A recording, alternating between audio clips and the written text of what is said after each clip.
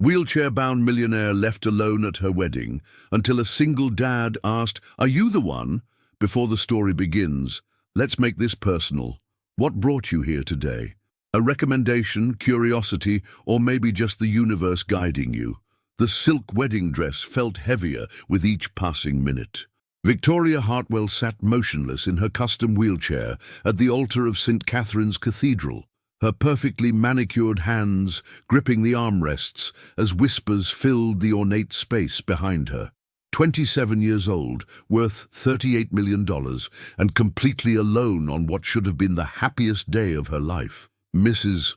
Hartwell, Father Morrison approached with careful steps, his weathered face etched with concern. "Perhaps we should—" "No!" Victoria's voice cut through the murmur of 300 guests like a blade. "He's coming. Richard wouldn't. He wouldn't do this to me." But even as she spoke those words, Victoria's heart already knew the truth. The text message on her phone, delivered just as the ceremony should have begun, burned in her memory. "I can't do this, Vic. I'm sorry. I need someone whole." The massive oak doors at the cathedral's entrance remained stubbornly closed. No groom, no explanation to the crowd.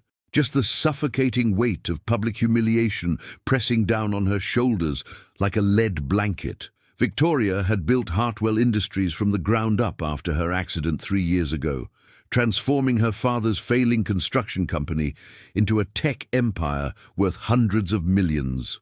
She'd proven that the car crash that stole her ability to walk hadn't stolen her ability to conquer the business world. But right now, surrounded by pitying stares and uncomfortable silence, she felt smaller than she had since those first dark days in the hospital. "Victoria, honey!" Her mother's voice trembled as she approached from the front pew, designer heels clicking against the marble floor. "Maybe it's time to—" "Don't!" Victoria's green eyes blazed with a fury that made several nearby guests step back. "Don't you dare suggest I give up, not after everything I've fought through." Margaret Hartwell's face crumpled, her own dreams of the perfect society wedding dissolving like sugar in rain. "Sweetheart, people are starting to leave. The photographers outside, the media. This is going to be everywhere by tonight." Victoria closed her eyes, feeling the familiar fire that had carried her through countless boardroom battles and physical therapy sessions. She'd faced down corporate sharks, hostile takeovers, and the crushing weight of rebuilding her life after tragedy. But this felt different. This felt like defeat in its purest, most personal form. "Mrs. Hartwell?" A gentle, unfamiliar voice broke through her spiral of despair. Victoria opened her eyes to see a man she'd never met standing awkwardly at the edge of the altar steps. He was tall, maybe 6'2", with kind brown eyes and slightly messy black hair that suggested he'd been running his hands through it. His clothes were clean but clearly off the rack, a sharp contrast to the designer suits surrounding them. Beside him stood the most beautiful little girl Victoria had ever seen, no more than 7 years old, with pigtails tied in bright yellow ribbons and a gap-toothed smile that seemed to light up the entire cathedral. "I'm Marcus Chen," the man said, his voice soft but steady. "This is my daughter, Emma. We were walking by when we saw all the cars and—" He gestured helplessly toward the crowd. Are you okay?" The simple question, asked with such genuine concern from a complete stranger, nearly broke Victoria's carefully maintained composure. When was the last time someone had asked if she was okay without wanting something from her? Without seeing dollar signs or business opportunities? "Daddy says you look sad," Emma piped up, her voice carrying the fearless honesty that only children possess. "Did someone hurt your feelings?"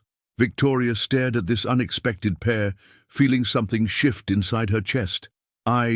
She started, then stopped, unsure how to explain the complexity of her situation to a 7-year-old. "You're really pretty," Emma continued, stepping closer despite her father's gentle, restraining hand. "Your dress is like a princess dress. Are you a princess?" "Emma," Marcus whispered, his cheeks flushing with embarrassment. "We should go. I'm sorry, Mrs. Hartwell. We didn't mean to intrude." But Victoria found herself speaking before she could stop herself. "Please don't go." The words hung in the air between them, surprising everyone, including Victoria herself. She'd built her empire on calculated decisions and strategic thinking.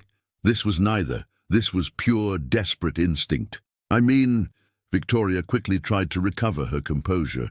Would you like to sit down? There's going to be quite a lot of food that needs eating, and it seems. She gestured toward the half-empty cathedral as more guests quietly slipped toward the exits.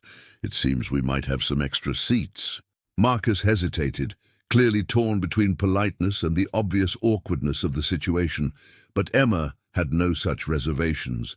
"Can we, Daddy? I'm really hungry, and the pretty princess lady seems nice." "She's not a princess, Em," Marcus said gently. "She's—" He looked at Victoria with those kind eyes again. "I'm sorry, I don't actually know who you are." "Victoria Hartwell," she replied, and watched recognition dawn across his features. "The Victoria Hartwell, from Hartwell Industries." Marcus's eyebrows shot up. "I've read about you in the business journals.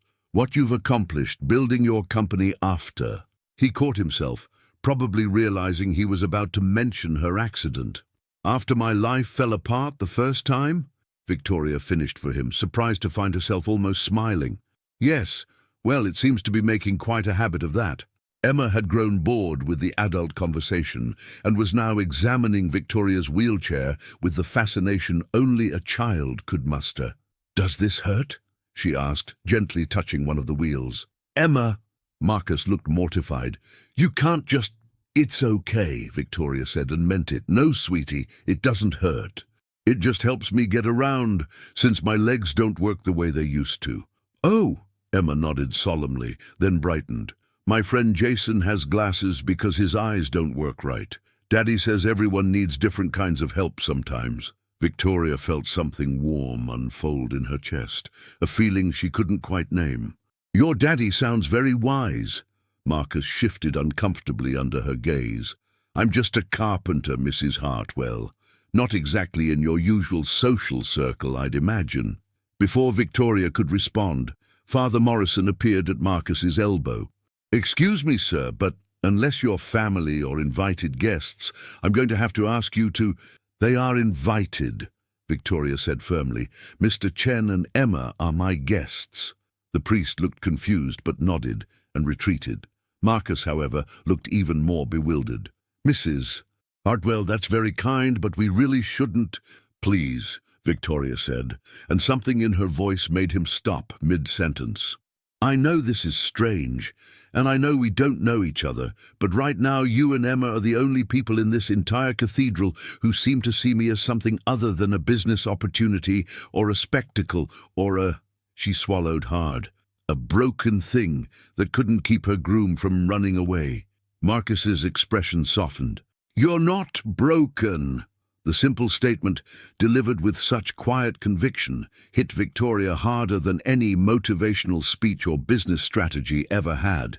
"My mommy's in heaven," Emma announced suddenly, apparently deciding this was relevant information to share. "But Daddy takes really good care of me. Maybe he could take care of you too, if you're sad." Victoria felt tears threatening for the first time since Richard's text message had arrived.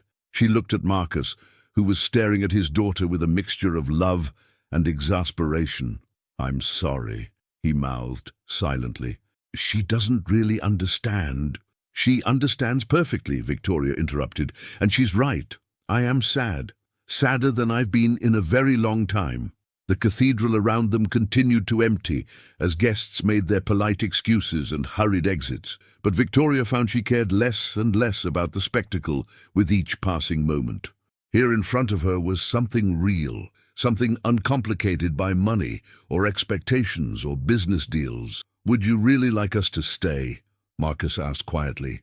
"Because Emma's right. She is hungry, and I have to admit, the smell from wherever they're preparing your reception is making my stomach growl." Victoria surprised herself by laughing, the first genuine sound of joy she'd made all day. "Yes, I would really like you to stay, both of you." Emma clapped her hands together with delight. "This is the best wedding ever, even if there's no groom." "And especially because there's no groom," Victoria murmured. then looked up to find Marcus watching her with those impossibly kind eyes. "What?" she asked. "Nothing," he said softly. "It's just, you have a beautiful laugh. I bet you don't get to use it nearly enough." Boo. And as Victoria looked at this man and his daughter, both of whom had wandered into her life at its lowest moment, she began to wonder if maybe, just maybe, the day wasn't completely ruined after all. But she had no idea that Marcus Chen was carrying secrets of his own, secrets that would change everything she thought she knew about second chances, about love, and about the unexpected ways life could surprise you when you least expected it. The grand ballroom of the Riverside Hotel had been transformed into a winter wonderland, complete with ice sculptures, white roses, and enough crystal chandeliers to light up half the city.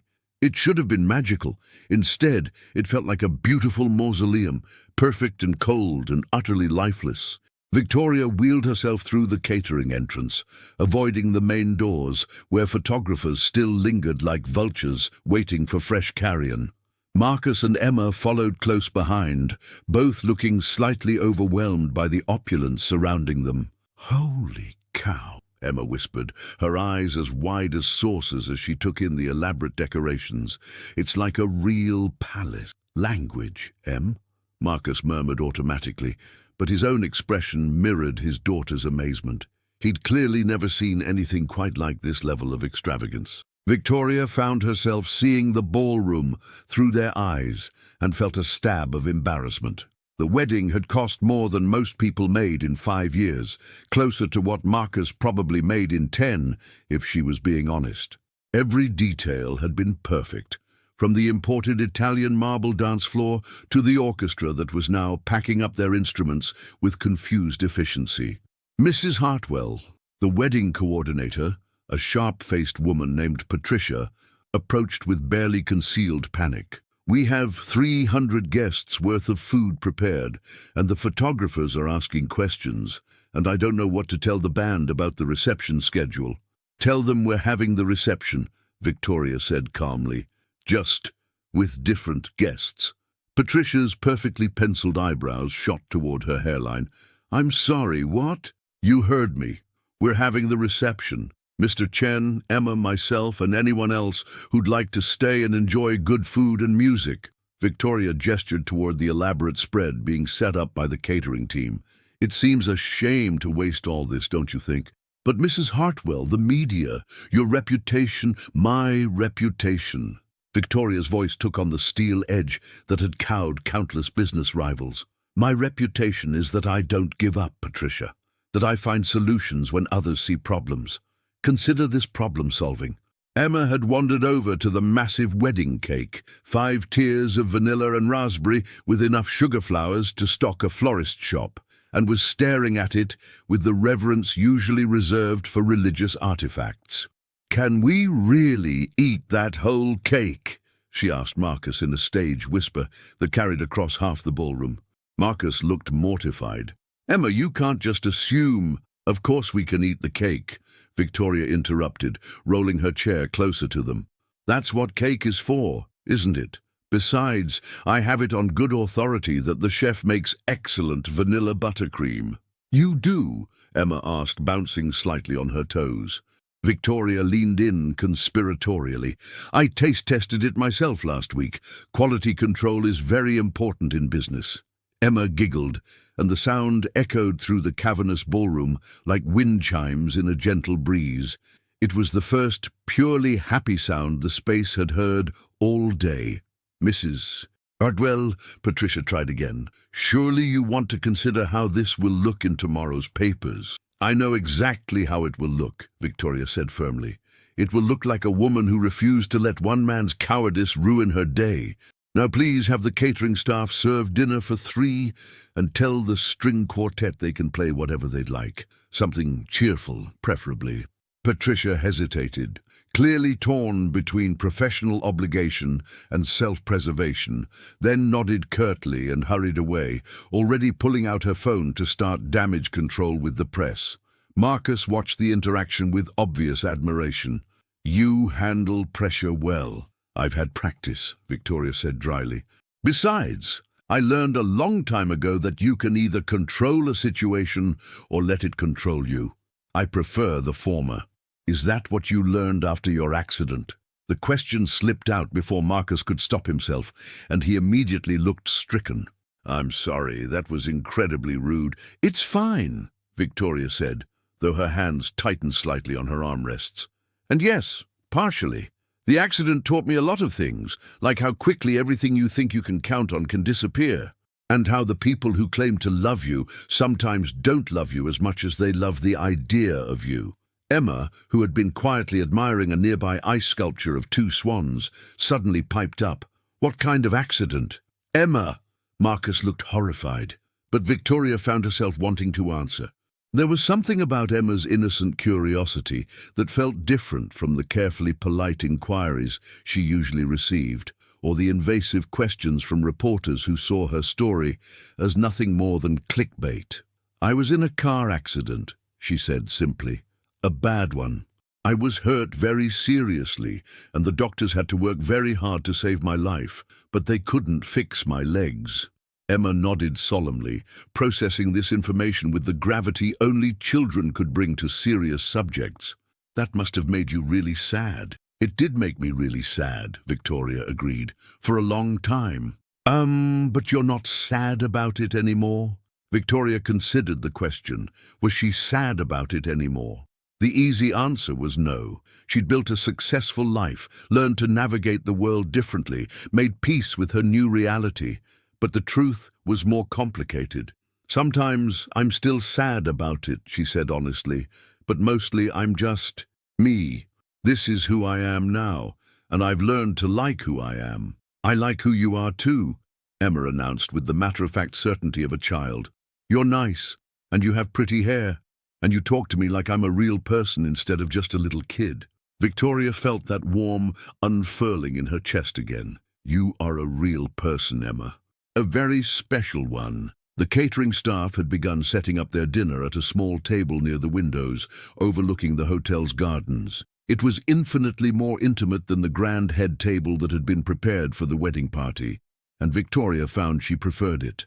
This is really too much, Marcus said, as they approached the elaborately set table. I mean, the food alone probably costs more than— Marcus, Victoria interrupted gently. May I call you Marcus? He nodded.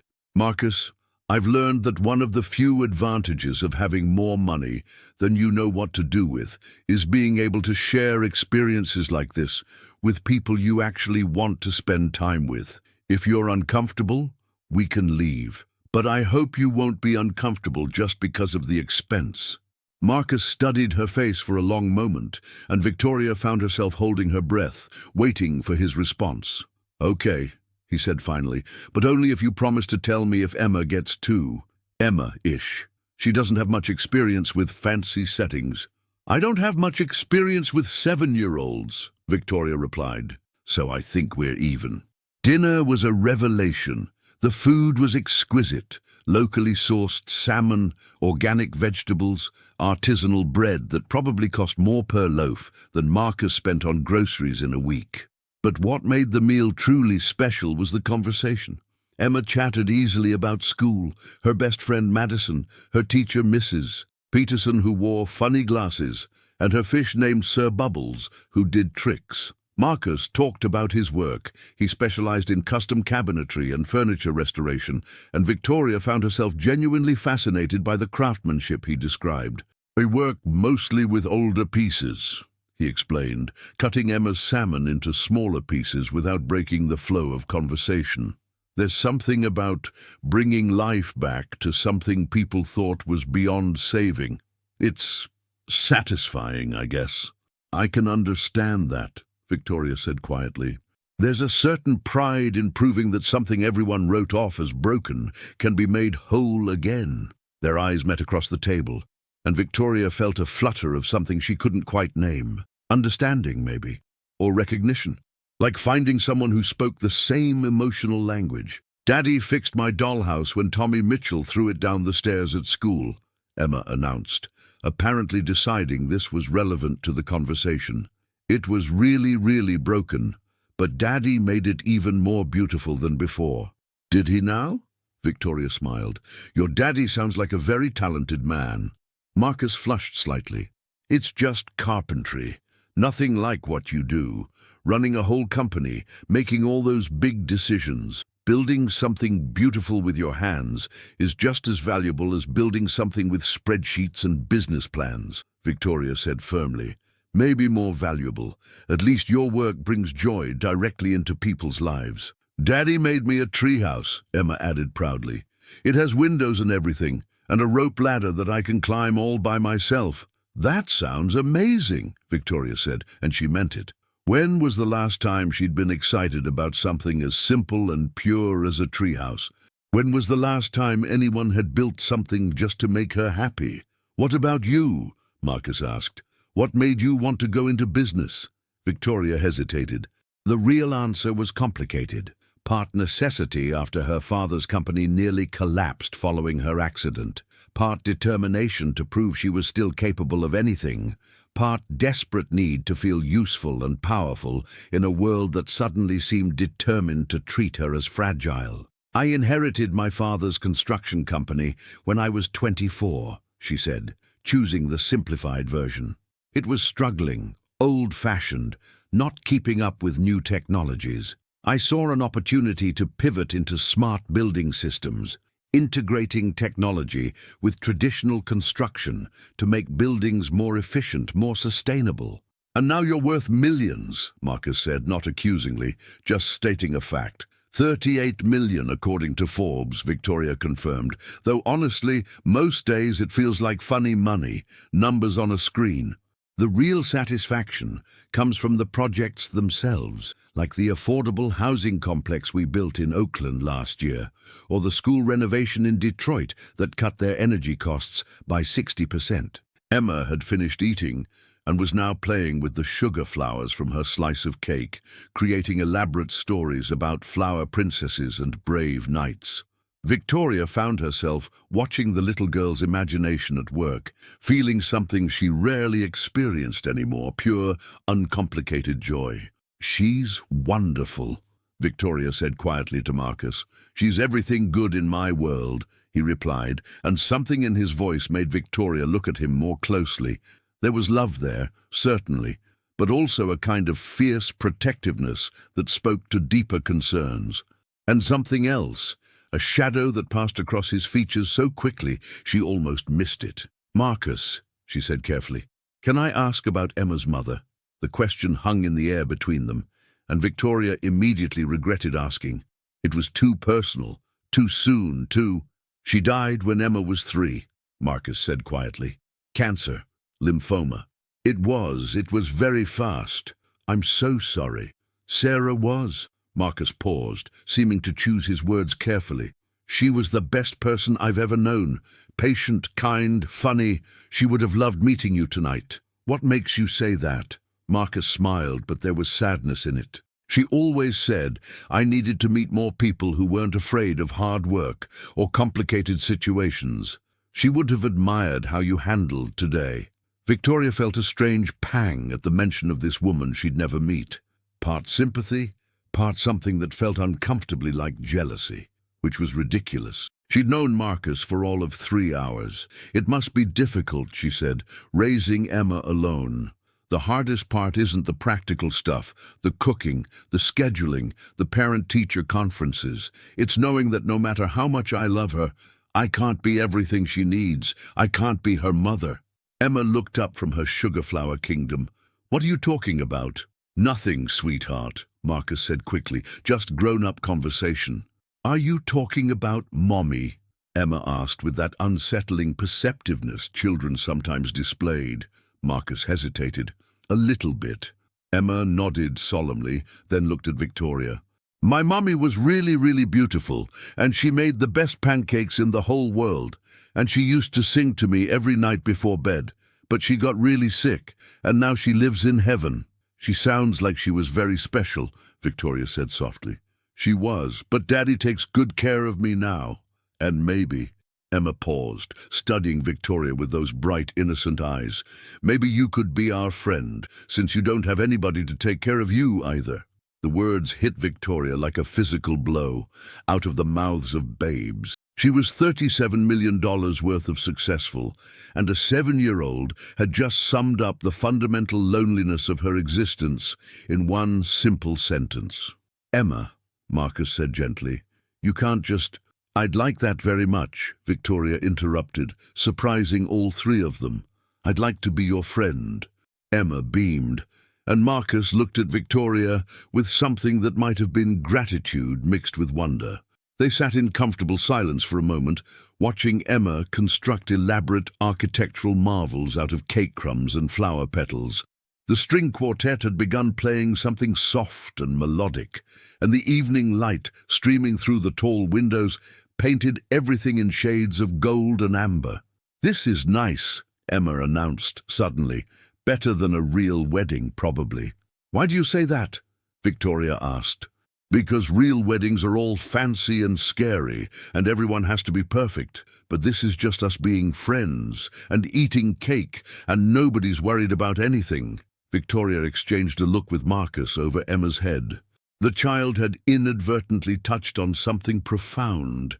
This simple evening had been more authentic and meaningful than the elaborate spectacle she'd originally planned.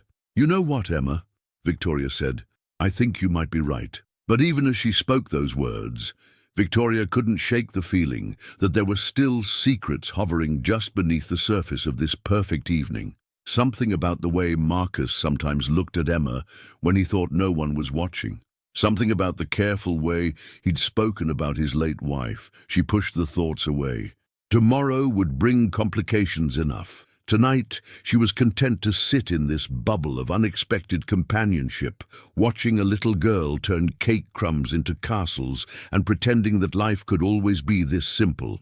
She had no way of knowing that Marcus Chen was harboring a secret that would shatter her newfound peace and change everything she thought she understood about trust, about love, and about the price people were willing to pay for a second chance at happiness. 3 weeks later, Victoria found herself doing something she hadn't done in years, looking forward to Saturday mornings.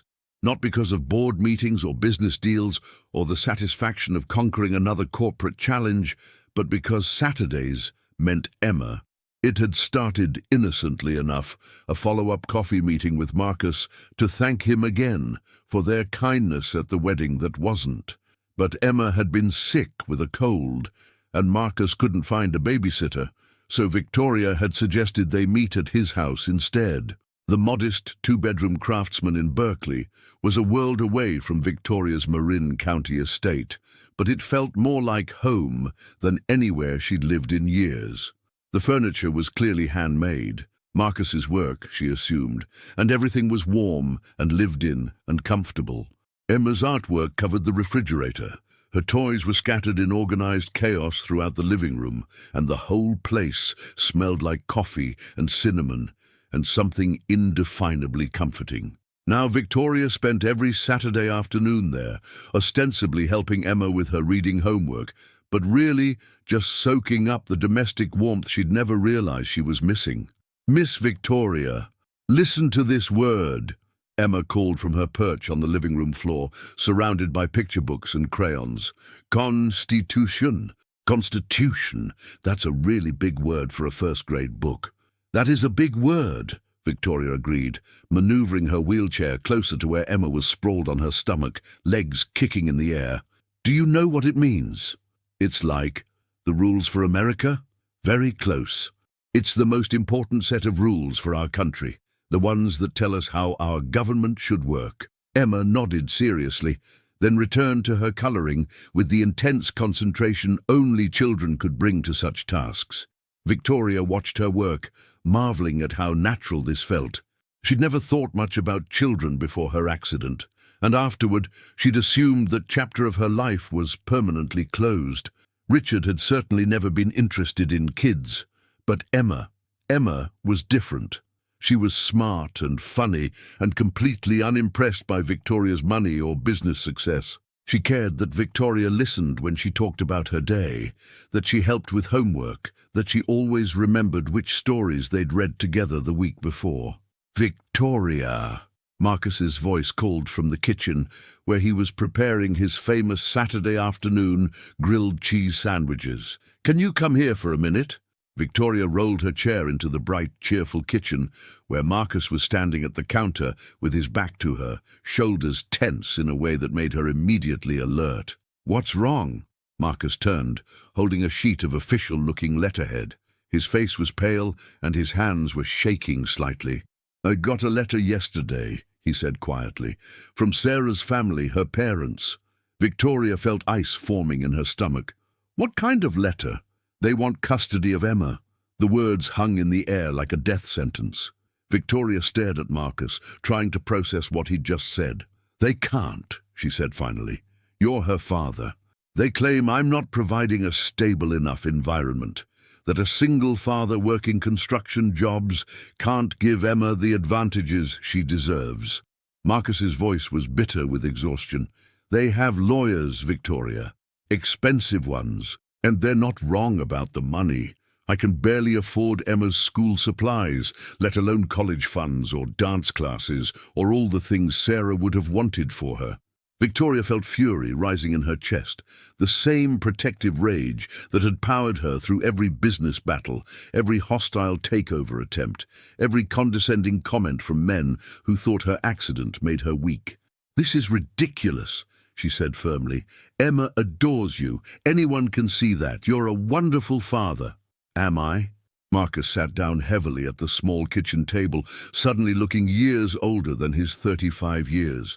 "Sometimes I wonder if they're right. If Sarah were alive, Emma would have a mother, stability, someone who knew how to braid her hair properly and understood why she cries sometimes for no reason.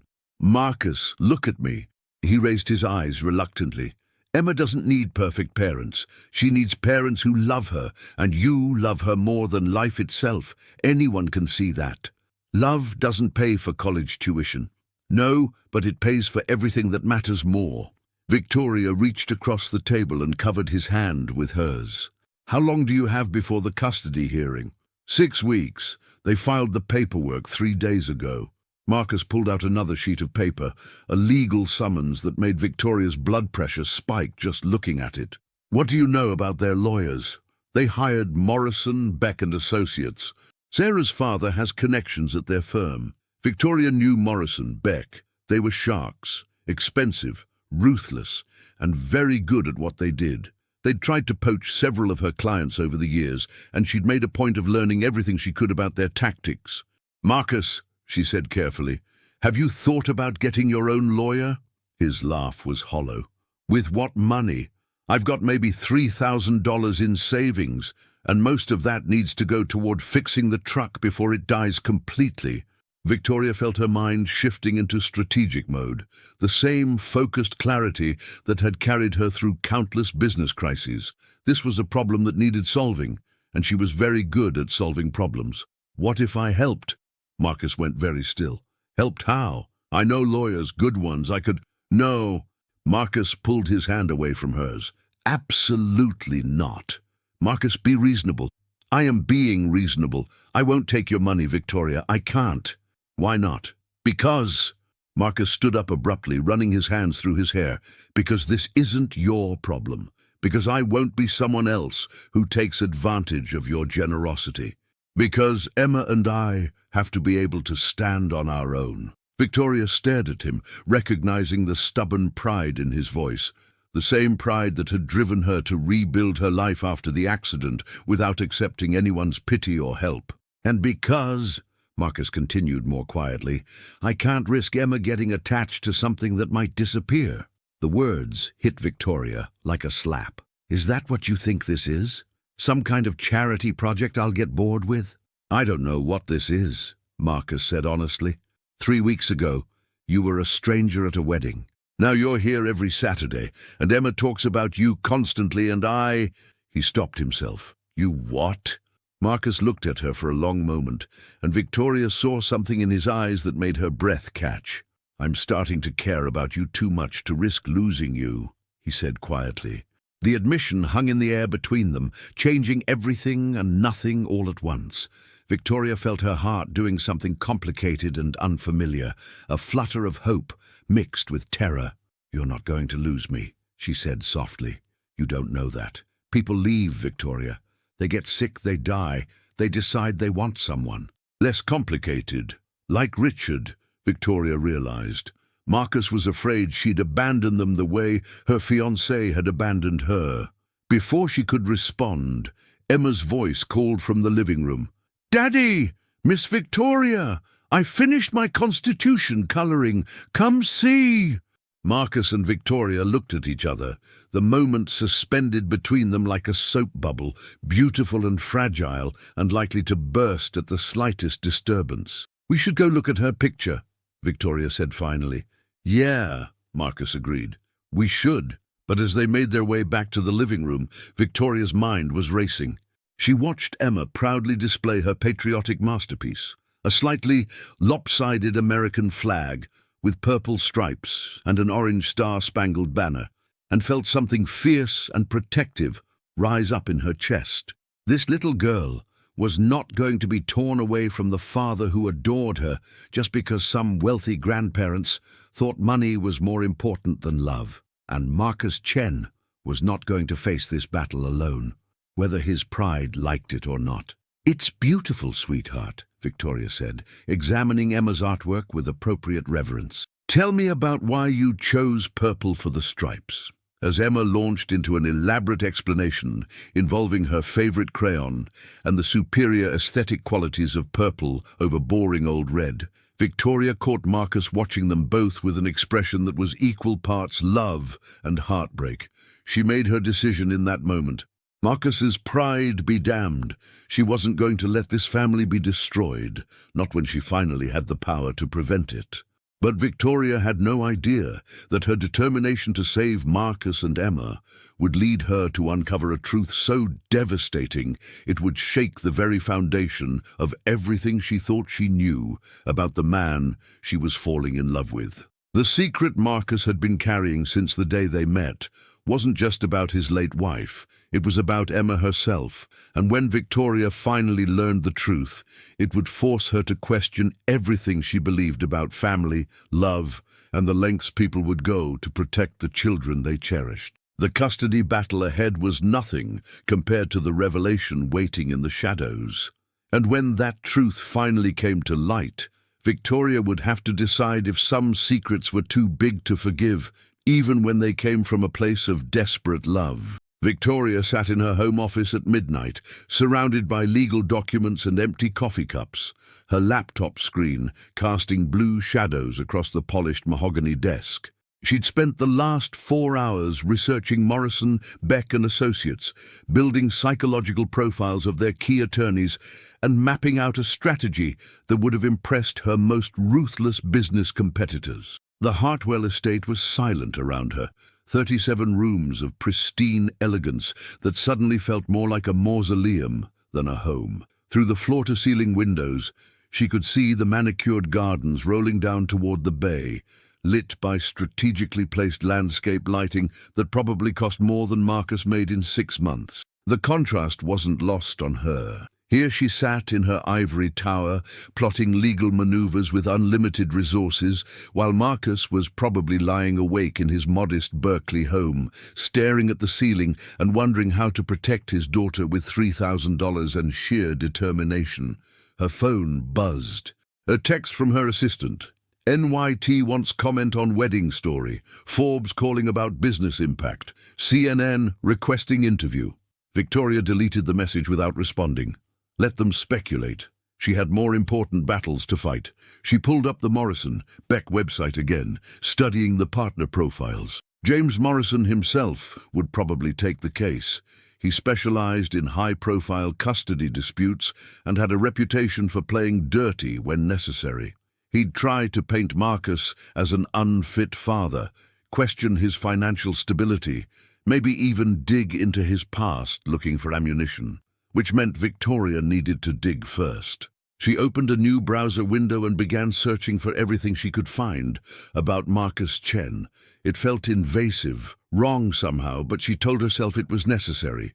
If Morrison was going to attack, she needed to know what vulnerabilities they might exploit. What she found was exactly what she'd expected. A man who'd lived a quiet, responsible life. High school graduation in Sacramento, a brief stint at community college studying business before dropping out to help support his sick mother. Marriage to Sarah Elizabeth Morrison at 26. Victoria stopped. Morrison. As in Morrison, Beck and Associates Morrison? Her hands flew across the keyboard, cross-referencing names, dates, family connections. The pieces fell together with sickening clarity.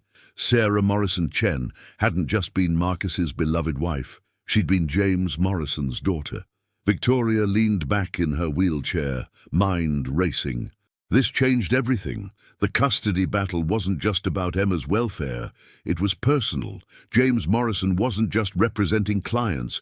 He was trying to reclaim his granddaughter from the man he blamed for his daughter's death. But there was more. Victoria kept digging, following paper trails through public records, marriage certificates, hospital records that shouldn't have been accessible. But money and connections made many things possible. Sarah Morrison Chen had died 4 years ago, not when Emma was 3, as Marcus had said. The timeline was off by a full year, and Emma's birth certificate listed her father as unknown. Victoria stared at the screen, her coffee growing cold as the implications sank in. Emma wasn't Marcus's biological daughter. The little girl he loved more than life itself, the child he was fighting so desperately to keep, wasn't actually his child at all. Which meant her phone rang, startling her from her spiral of discovery. Marcus's name appeared on the screen. "Victoria?" His voice was rough, exhausted. "I'm sorry to call so late. I couldn't sleep, and I keep thinking about what you said earlier, about helping with lawyers." Victoria's throat felt tight. "Marcus, I want to take you up on your offer." The words she'd been hoping to hear 3 hours ago now felt like lead weights in her stomach. "Are you sure? Emma is worth swallowing my pride. If you really know someone who could help us fight this, I'd be grateful." Victoria closed her laptop, shutting away the devastating information she'd uncovered. "I'll make some calls, first thing Monday morning." "Thank you." The relief in his voice was palpable. "I don't know how I'll ever repay you." "You don't need to repay me," Victoria said softly. "Emma is. She's special. She deserves to stay with the person who loves her most. She asks about you every day, you know. When you're coming over, what you're doing, whether you like the pictures she draws for you." Victoria felt tears threatening. "I ask about her too." "Do you?" Something in Marcus's voice shifted, became warmer. Every day. They sat in comfortable silence for a moment. The late-night intimacy of the phone call creating a bubble of connection across the miles between them. "Victoria," Marcus said finally, "what happened to us? 3 weeks ago we were strangers, and now I can't imagine Emma's life, my life without you in it." Victoria's heart clenched. How was she supposed to answer that when she'd just discovered he'd been lying to her about the most fundamental facts of his existence? "I don't know," she said honestly. "But I'm glad it happened." After they hung up, Victoria sat in the darkness of her office, torn between love and betrayal, between her growing feelings for Marcus and the devastating knowledge that their entire relationship was built on lies. She thought about Emma, brilliant, innocent Emma, who had no idea that the father she adored wasn't her biological parent, that her mother's family saw her as a prize to be won rather than a child to be loved. Victoria made another decision that night, one that would change the trajectory of all their lives. She wouldn't confront Marcus about what she'd learned. Not yet. First, she'd win the custody battle. Then she'd figure out what to do with the truth that was burning a hole through her heart. But she had no idea that Marcus's secrets ran even deeper than she'd discovered, and that the biggest revelation was yet to come. 5 days later, Victoria was reviewing depositions in her downtown office when her secretary knocked. "Mrs. Hartwell, there's a woman here to see you. Says it's about Marcus Chen." Victoria looked up from the legal papers scattered across her desk. "Send her in." The woman who entered was elegantly dressed, probably in her early 50s, with graying blonde hair and eyes that were strikingly familiar. It took Victoria a moment to place where she'd seen them before. Emma's eyes. This woman had Emma's eyes. "Mrs. Hartwell," the woman said, extending a manicured hand. "I'm Patricia Morrison, James Morrison's wife, Emma's grandmother." Victoria didn't take the offered hand. "What can I do for you, Mrs. Morrison?" Patricia Morrison settled into the chair across from Victoria's desk with the practiced grace of someone accustomed to power and privilege. She was wearing what Victoria estimated to be a $5,000 suit and carrying a purse that cost more than most people's monthly rent. "I think we both want what's best for Emma," Patricia began, "and I think we can come to an arrangement that benefits everyone involved." "I'm listening. My husband and I aren't monsters, Mrs. Hartwell.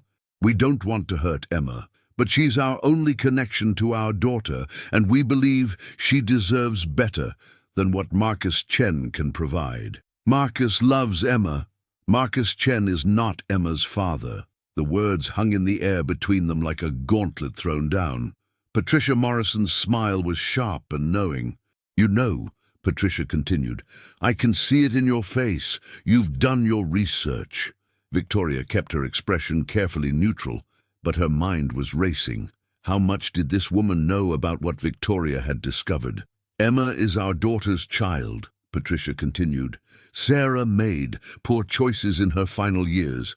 The man she married, the secrets she kept, but Emma is innocent in all of this." "What kind of arrangement did you have in mind?" Patricia leaned forward slightly.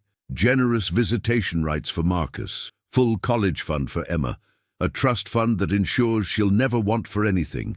All we ask is primary custody, the chance to give her the advantages she deserves." "And what makes you think Marcus would agree to that?" Patricia's smile widened.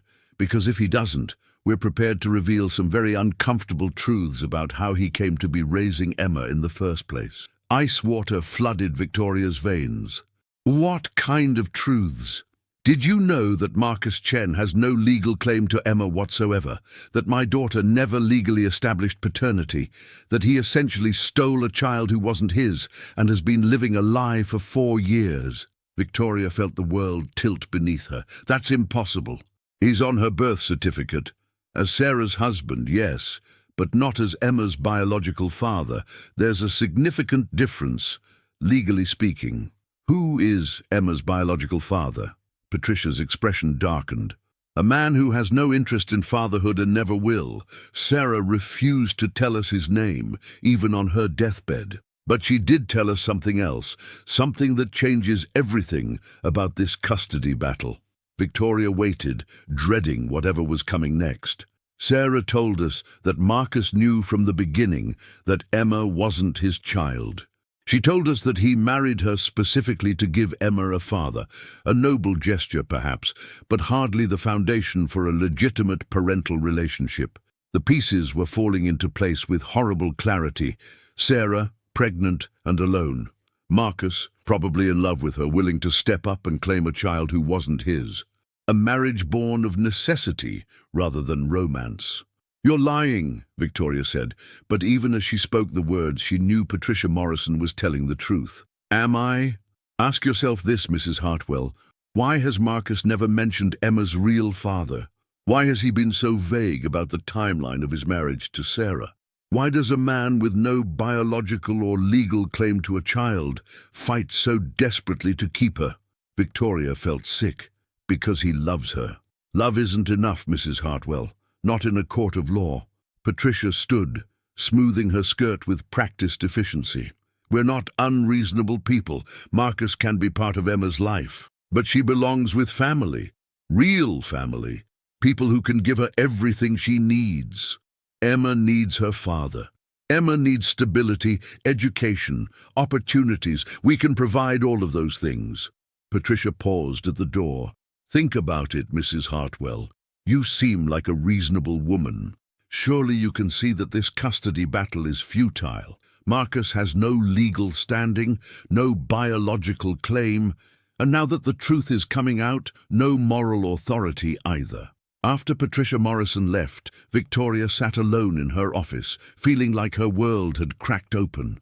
Everything she thought she knew about Marcus, about their relationship, about the family she'd started to think of as her own, was built on a foundation of lies. But as the initial shock wore off, it was replaced by something else entirely: fury. Not at Marcus, not yet, but at the cold, calculating woman who just tried to buy her cooperation in tearing apart the only family Emma had ever known.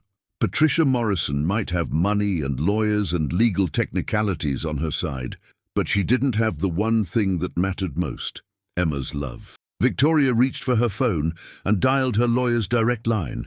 "David, it's Victoria Hartwell. I need you to clear your calendar.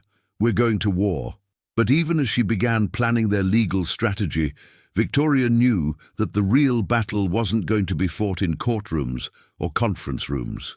It was going to be fought in her own heart, between her growing love for Marcus and Emma and the devastating knowledge that their entire relationship had been built on secrets and lies. The custody hearing was scheduled for a Tuesday morning in late October, and Victoria had spent the previous 3 weeks marshalling every resource at her disposal. She'd hired David Patterson, the best family law attorney in California, assembled a team of child psychologists and social workers, and prepared a case so comprehensive it could have been used as a textbook on custody litigation. What she hadn't been prepared for was the look on Marcus's face when he walked into the courtroom and saw Patricia Morrison sitting in the front row, flanked by her husband and their army of expensive lawyers. "Victoria," Marcus whispered as he took his seat beside her, "I need to tell you something before this starts." "Not here," she murmured back, acutely aware of the reporters scattered throughout the courtroom and the court stenographer already setting up her equipment. "Whatever it is can wait until after." But Marcus shook his head, his face pale with something that looked like panic. "No, it can't. There are things about Emma, about Sarah, that you don't understand, things that Morrison is going to—" "All rise," the bailiff announced, the Honorable Judge Catherine Reynolds presiding. Judge Reynolds was a stern-looking woman in her 60s with silver hair and sharp eyes that seemed to take in everything at once. Victoria had researched her extensively. She had a reputation for fairness, but also for cutting through emotional arguments to focus on legal facts. That could work in their favor or against them, depending on how much of the truth came out. "Be seated," Judge Reynolds said. "I understand we're here to determine custody of Emma Chen, age 7. Mr. Morrison, you represent the petitioners." James Morrison stood. He was an imposing man in his late 50s, with the kind of commanding presence that had made him one of the most feared attorneys in the state. "Yes, Your Honor. Patricia and James Morrison, the child's maternal grandparents." "Mr. Patterson, you represent the respondent." David Patterson, Victoria's attorney, rose smoothly. "Yes, Your Honor, Marcus Chen, Emma's father and current guardian." Victoria caught the slight emphasis on father and wondered if David had discovered the same information she had. They'd agreed to keep certain revelations in reserve unless Morrison forced their hand. "Mr. Morrison, you may begin." James Morrison approached the bench with the confidence of a man who'd never lost a case he cared about winning. "Your Honor, this case is about a little girl who deserves better than the hand life has dealt her. Emma Morrison Chen is the daughter of my late daughter Sarah, and she is currently being raised by a man who has no biological and arguably no legal claim to parental rights." Victoria felt Marcus tense beside her, but she kept her eyes fixed on Morrison. "The petitioners, Emma's biological grandparents, are prepared to provide Emma with a stable home, excellent educational opportunities, and financial security that her current guardian simply cannot match. We will show that Mr. Chen, while perhaps well-intentioned, lacks the resources and stability necessary to raise a child in today's world." Morrison paused, letting his words sink in. "Furthermore, Your Honor, we will present evidence that Mr. Chen's relationship with Emma is based on deception, that he has been deliberately misleading the child about her true parentage and family history. The words hit the courtroom like a bomb. Victoria heard someone gasp, probably one of the reporters, and felt the temperature in the room seem to drop several degrees. Judge Reynolds looked interested. "That's a serious allegation, Mr. Morrison. I trust you have evidence to support it?" "We do, Your Honor. We will present documentation showing that Mr. Chen is not Emma's biological father, that he knew this at the time of his marriage to our daughter, and that he has spent the last 4 years allowing Emma to believe a fundamental lie about her identity." Victoria's hands clenched in her lap. Beside her, Marcus looked like he was going to be sick. "Mr. Patterson," Judge Reynolds said, "how does your client respond to these allegations?" David Patterson stood, and Victoria held her breath. They discussed this moment extensively, planned for it, but she still wasn't sure how he was going to handle the bombshell Morrison had just dropped. "Your Honor," David said calmly, "the question before this court is not about biology or genetics. It's about what constitutes a parent. Mr. Chen has been Emma's father in every meaningful sense of the word for her entire life. He has provided for her, protected her, loved her unconditionally, and built a stable, nurturing home environment. Biology is an accident of genetics. Parenthood is a choice made every day to put a child's needs above your own." It was a good argument, but Victoria could see from Judge Reynolds' expression that it wasn't going to be enough, not against the legal and financial artillery Morrison was bringing to bear. "Your Honor," Morrison said, retaking control of the room, "we'd like to call our first witness, Dr. Elizabeth Hartwell, child psychologist and expert in family dynamics." Victoria's blood turned to ice, not because of the witness. She'd expected Morrison to bring in expert testimony, but because of the name, Dr. Elizabeth Hartwell. Victoria's younger sister, the sister who'd cut off all contact after Victoria's accident, claiming she couldn't handle watching Victoria waste her life feeling sorry for herself. The sister who'd always been jealous of Victoria's business success and had made no secret of her disapproval of Victoria's lifestyle choices. The sister who had no idea Victoria was involved in this case. Elizabeth walked to the witness stand with the brisk efficiency Victoria remembered, her dark hair pulled back in a severe bun, her expression professionally neutral.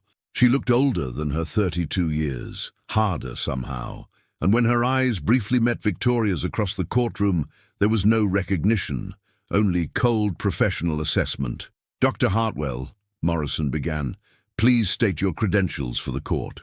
"I hold a doctorate in child psychology from Stanford University. I've been practicing for 8 years, specializing in family trauma and custody evaluations. I've testified as an expert witness in over 40 custody cases. And have you had an opportunity to evaluate the living situation of Emma Chen?" "I have.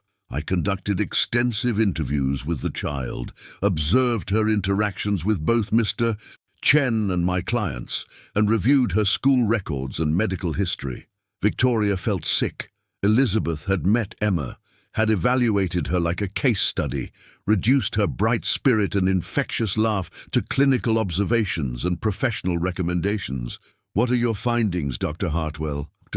Elizabeth consulted her notes with practiced precision. "Emma Chen is a bright, articulate child who shows signs of insecure attachment patterns. While she demonstrates affection for Mr. Chen, there are concerning indicators that suggest she's been living with underlying anxiety about her family structure and identity."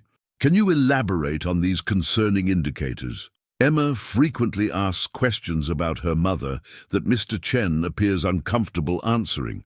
She's expressed confusion about why she doesn't look like him, why she has no extended family on his side, why her mother's parents don't visit. These are classic signs of a child who senses that important information is being withheld from her." Marcus made a soft sound of pain beside Victoria, and she reached over to squeeze his hand. Elizabeth's clinical assessment was devastating, not because it was wrong, but because it was partly true. Emma was a perceptive child living in a situation built on necessary lies. "In your professional opinion, Dr. Hartwell, Would Emma benefit from being placed with her biological grandparents? Absolutely. The Morrison family can provide Emma with a complete family history, financial stability, and most importantly, honesty about her identity and heritage. Children have a fundamental right to know who they are and where they come from. Victoria wanted to scream. Elizabeth was reducing the most important relationships in Emma's life to clinical symptoms and therapeutic recommendations, ignoring the love and joy and genuine connection Victoria had witnessed every Saturday for the past 2 months. Furthermore, Elizabeth continued, my evaluation suggests that Mr. Chen's attachment to Emma may be somewhat obsessive. His entire identity appears to be wrapped up in being her caregiver, which isn't healthy for either of them. Emma needs to learn independence and develop relationships with other authority figures. Thank you, Dr. Hartwell. No further questions. David Patterson rose for cross-examination, but Victoria barely heard his questions or Elizabeth's responses. She was too focused on the growing sense of dread in her stomach, the certainty that everything she'd built over the past 2 months was about to come crashing down. When Elizabeth stepped down from the witness stand, her eyes found Victoria's again, and this time there was recognition, and something else. Surprise, curiosity, and what might have been the faintest hint of concern. But there was no time to process her sister's unexpected appearance because Morrison was calling his next witness. Your Honor, I'd like to call Emma Chen to the stand. The courtroom erupted. David Patterson shot to his feet. Objection, Your Honor. The child is 7 years old. She's too young to testify in a custody proceeding. Your Honor, Morrison said smoothly, Emma is the subject of this proceeding. She has a right to have her voice heard, and we believe her testimony will be illuminating. Judge Reynolds considered for a long moment. I'll allow limited questioning, but I'll stop the proceeding immediately if I feel the child is being traumatized or manipulated. Bailiff, please escort Emma Chen to the stand. Victoria watched in horror as Emma entered the courtroom, looking tiny and confused in her best dress. A yellow sundress Victoria had bought her just last week for a trip to the zoo. Emma's eyes found Marcus immediately, and her face lit up with relief. Daddy! She called out, starting to run toward him. Emma, sweetheart, Judge Reynolds said gently, you need to come sit up here with me for a few minutes. Your daddy will be right here the whole time. Emma looked uncertain but allowed the bailiff to guide her to the witness stand. The sight of that little girl alone and confused, facing a courtroom full of strangers who were deciding her fate, nearly broke Victoria's heart. Hi, Emma, Morrison said, his voice taking on an artificially gentle tone that made Victoria's skin crawl. My name is Mr. Morrison. I knew your mommy when she was little, just like you. Emma perked up with interest. You knew my mommy? I did. She was my daughter. That makes me your grandfather. Emma's eyes went wide. I have a grandfather. You do. And a grandmother, too. We've been waiting a very long time to meet you. Victoria felt Marcus trembling beside her. This was exactly what they'd been afraid of, Morrison using Emma's natural curiosity about her family to manipulate her emotions. Emma, Morrison continued, do you ever wonder why you don't look like your daddy? Why you have blonde hair and blue eyes when his hair is black? Objection, David Patterson said firmly, leading the witness. Sustained, Judge Reynolds said, but the damage was already done. Emma was looking at Marcus with new confusion in her eyes. Emma, Morrison tried a different approach. If you could live anywhere you wanted, where would it be? Emma thought seriously about this question. With Daddy and Miss Victoria. Victoria's heart clenched. Even Elizabeth looked surprised. Who is Miss Victoria? Morrison asked, clearly not expecting this answer. She's my best grown-up friend. She helps me with homework and reads me stories, and she has a really cool wheelchair that I'm not allowed to touch, but she let me sit in it once, and it was awesome. Several people in the courtroom smiled at Emma's enthusiastic description, but Morrison looked annoyed.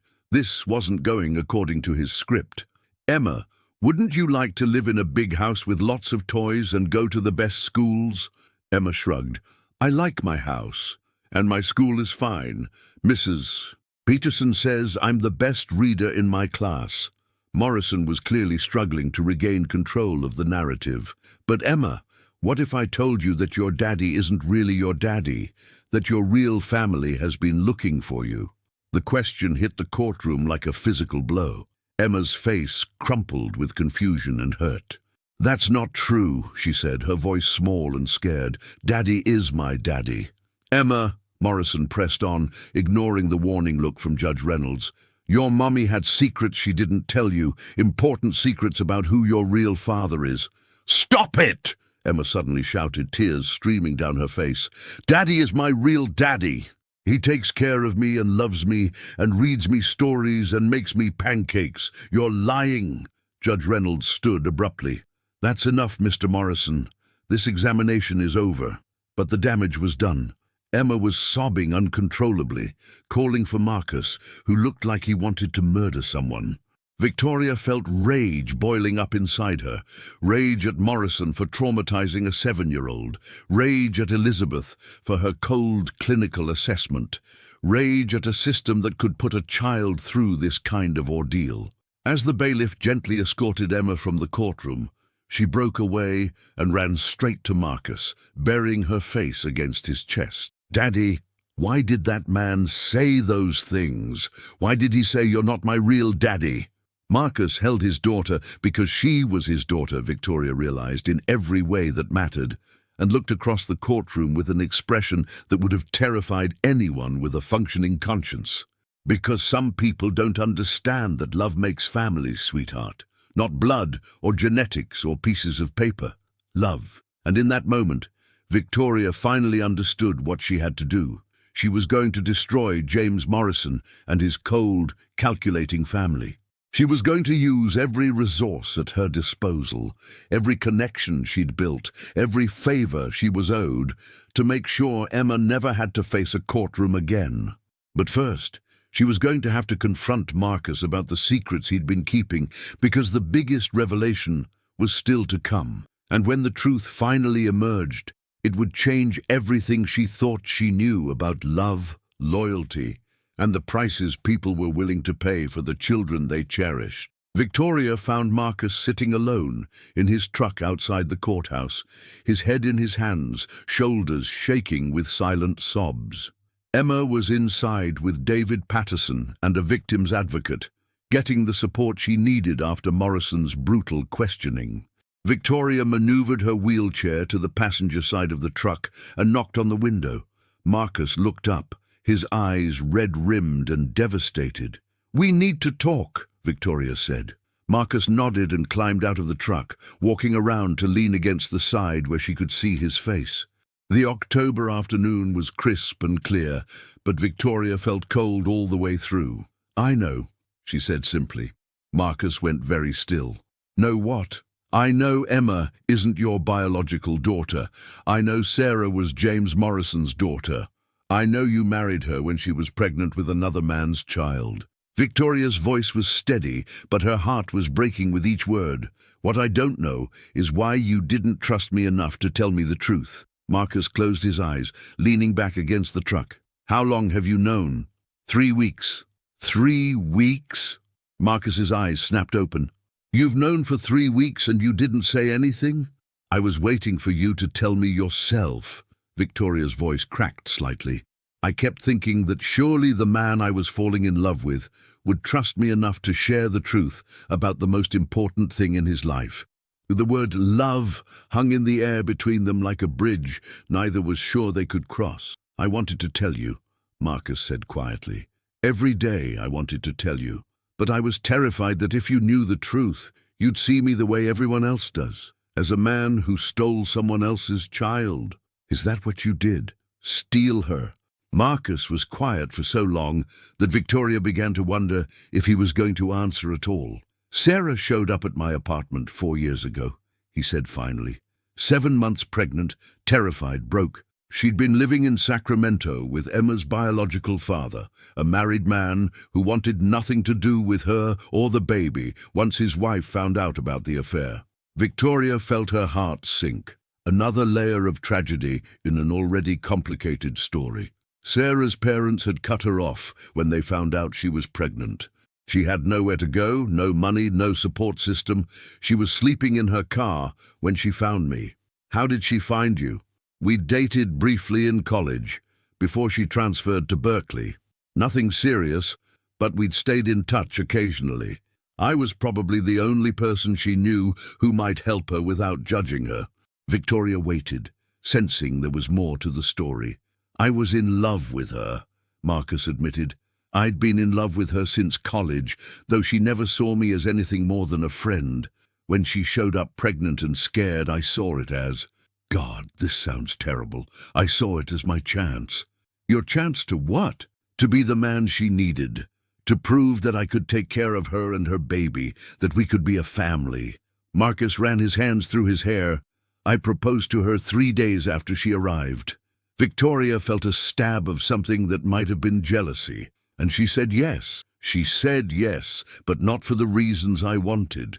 She said yes because she was desperate and scared, and I was offering her security. Marcus's voice was bitter with self-recrimination. I told myself that maybe someday she'd come to love me the way I loved her, that maybe we could build something real. Did you? Build something real? Marcus was quiet for a moment, considering. We built something. I'm not sure if it was love or just comfortable partnership. Sarah was grateful, and I was devoted, and Emma was the light of both our lives. It worked, in its way, until Sarah got sick. Until Sarah got sick, Marcus confirmed, and then everything changed.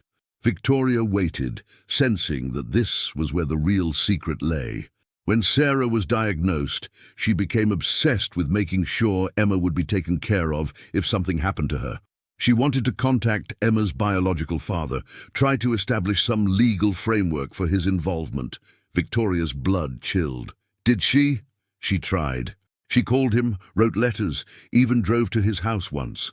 Marcus's face darkened. He wanted nothing to do with Emma, made it clear that as far as he was concerned, she didn't exist.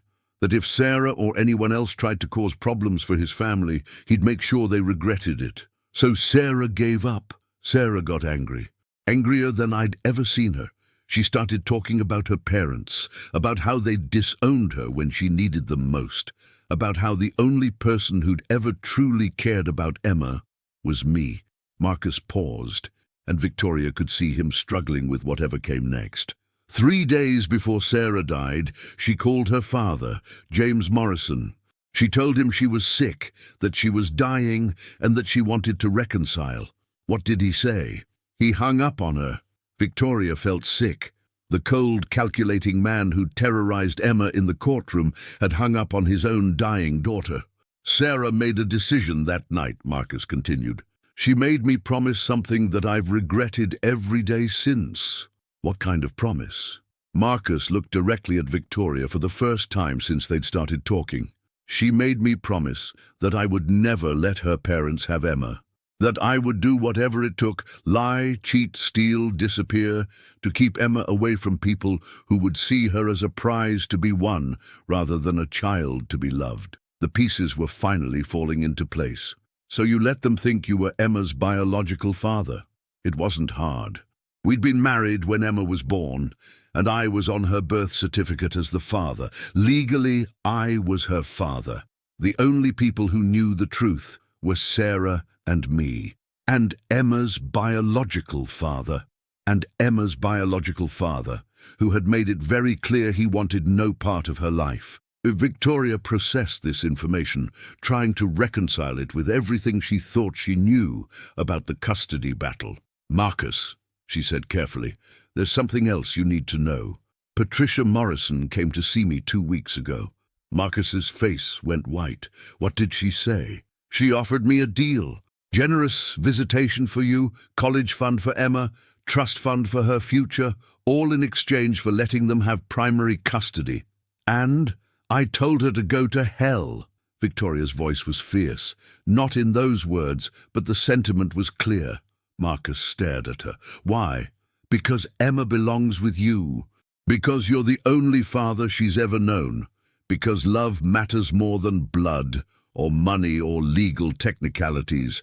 Even now, Even knowing that I lied to you about everything? Victoria was quiet for a long moment. You didn't lie about everything. You lied about the details. But the important things, how much you love Emma, how good a father you are, how desperate you are to protect her, those were all true. Marcus stepped closer to her wheelchair. Victoria, there's one more thing. Something I need to tell you before we go back in there. Victoria's heart sank. What now? Emma's biological father. I know who he is. Who? Marcus looked like he was about to be sick. Richard Blackwood. The name hit Victoria like a physical blow. Richard Blackwood. Her Richard. The man who'd left her at the altar, who'd said he needed someone whole. That's impossible, Victoria whispered. I wish it were. Sarah showed me pictures once, letters he'd written her. It's him, Victoria. Richard Blackwood is Emma's biological father. Victoria felt the world spinning around her. Emma, sweet, brilliant, innocent Emma, was the daughter of the man who'd humiliated her in front of 300 people. The child she'd come to love was living proof of Richard's betrayal, not just of his wedding vows, but of another woman who'd needed him. When? She managed to ask. 4 years ago. Sarah said they'd been having an affair for about 6 months before she got pregnant. He was engaged to someone else. Marcus stopped, realization dawning. Oh God. Victoria, he was engaged to you. The timeline crystallized with horrible clarity. 4 years ago, Victoria had been planning her own wedding to Richard, choosing flowers and tasting cake, and believing in happily ever after. And all the while, Richard had been having an affair with Sarah Morrison, getting her pregnant, then abandoning her when his secret threatened to destroy his carefully ordered life.